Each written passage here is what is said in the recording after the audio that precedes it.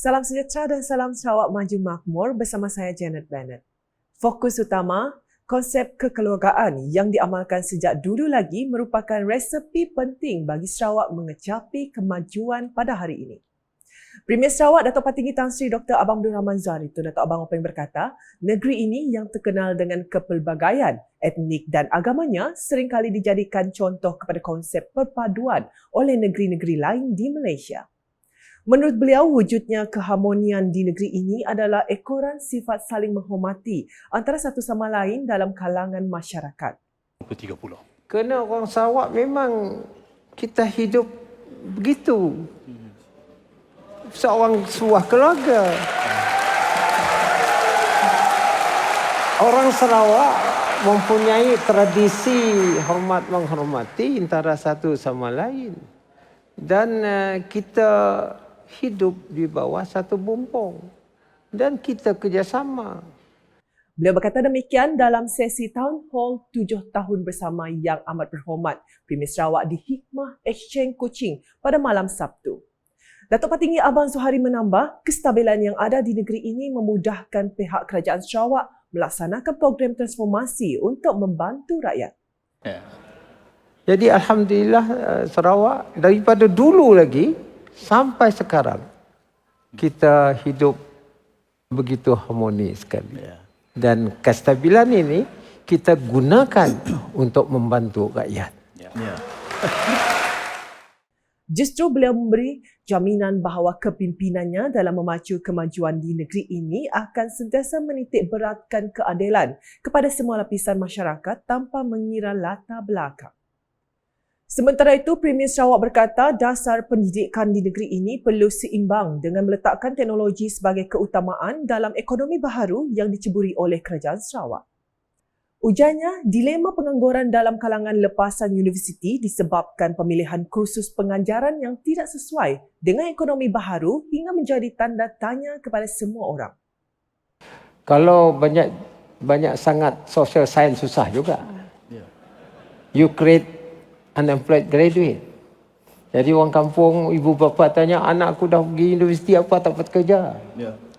Jadi kita punya dasar mestilah seimbang. Dan kita letakkan teknologi sebagai top priority dalam ekonomi baru. Beliau dalam pada itu menyeru agar para pelajar menceburi bidang yang berhubung kait dengan ekonomi baharu apabila pendidikan tertiari diberikan percuma kepada anak-anak negeri ini pada tahun 2026 kelak. Tambahnya lagi, golongan belia juga perlu diberi perhatian kerana Sarawak memerlukan mereka untuk pembangunan negeri ini pada masa hadapan.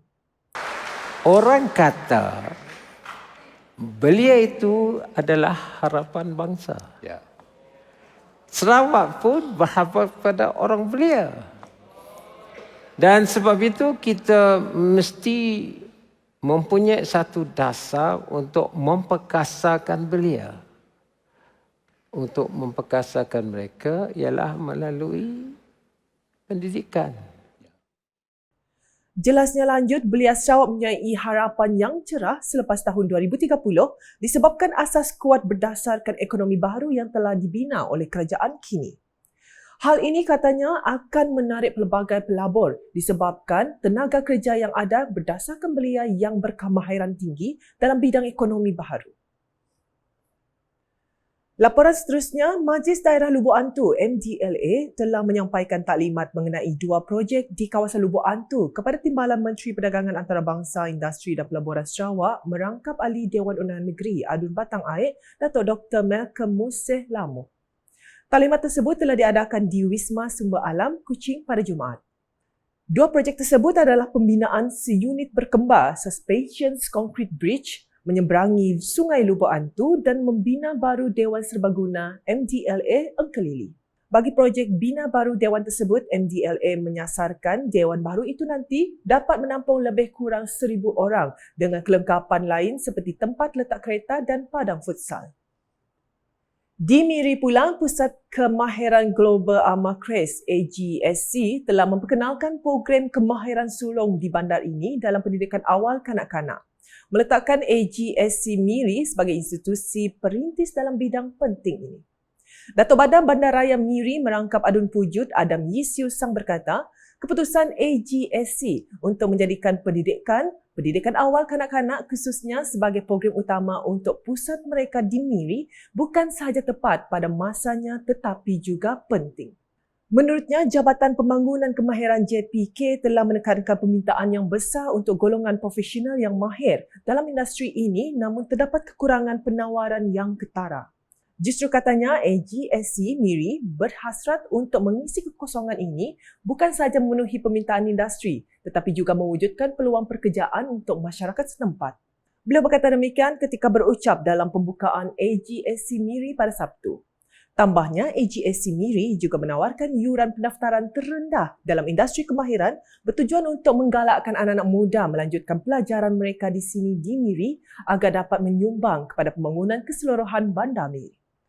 Selain itu, katanya program sebegini amat penting untuk mengetengahkan kepentingan mempunyai pendidik dan pengasuh yang berpendidikan dan berpengalaman dalam bidang pendidikan awal kanak-kanak dengan kini diwajibkan memiliki sekurang-kurangnya sijil kemahiran SKM dalam bidang awal kanak-kanak. Justru beliau menekankan kepentingan untuk ibu bapa memilih taska bertauliah termasuk penjaga bertauliah untuk memastikan kesejahteraan dan perkembangan kanak-kanak mereka kerana pemilihan kemudahan penjagaan kanak-kanak yang berkualiti akan menyumbang kepada kejayaan keseluruhan pendidikan awal kanak-kanak dalam komuniti di Miri. Keperkembangan di daerah Lundu dengan seramai 47 usahawan telah menerima lesen perniagaan mereka susulan daripada pendaftaran perniagaan yang dijalankan semasa program Jum Regista Bisnes Lundu yang diadakan pada Mei 2023 yang lepas. Penyerahan lesen perniagaan tersebut telah disempurnakan oleh Pegawai Daerah Lundu Gustian Durani di Pejabat Daerah Lundu pada pagi Jumaat. Inisiatif ini merupakan hasil kerjasama Kementerian Perdagangan Antarabangsa, Industri dan Pelaburan Sarawak (MITRADE) bersama Pembadanan Pembangunan Ekonomi Sarawak (SEDC), Pejabat Daerah Lundu dengan pihak konsultan yang dilantik iaitu Riako Resources Sdn Bhd bagi membantu usahawan luar bandar untuk mendapatkan lesen perniagaan yang sah. Antara faktor bagi pelaksanaan inisiatif ini juga adalah disebabkan kengkangan di kawasan luar bandar yang ketiadaan tempat untuk dijadikan kawasan komersial. Untuk maklumat, program ini telah bermula sejak tahun 2020 sehingga sekarang di mana ia dilaksanakan di hampir 24 lokasi di seluruh Sarawak. Setakat ini, seramai 106 usahawan telah mendaftar di Lundu melalui program tersebut. Sekian edisi tengah hari bersama saya, Janet Bennett. Berita lebih lanjut boleh didapati di semua platform media sosial KAS termasuk portal kas.sarawak.gov.my dan KAS channel di YouTube. Sebelum mengakhiri buletin edisi tengah hari ini, saksikan paparan sesi Town Hall 7 tahun bersama Yang Amat Berhormat Premier Sarawak di Hikmah Exchange, Kuching pada malam Sabtu. #Saluran Informasi Rakyat, salam KAS.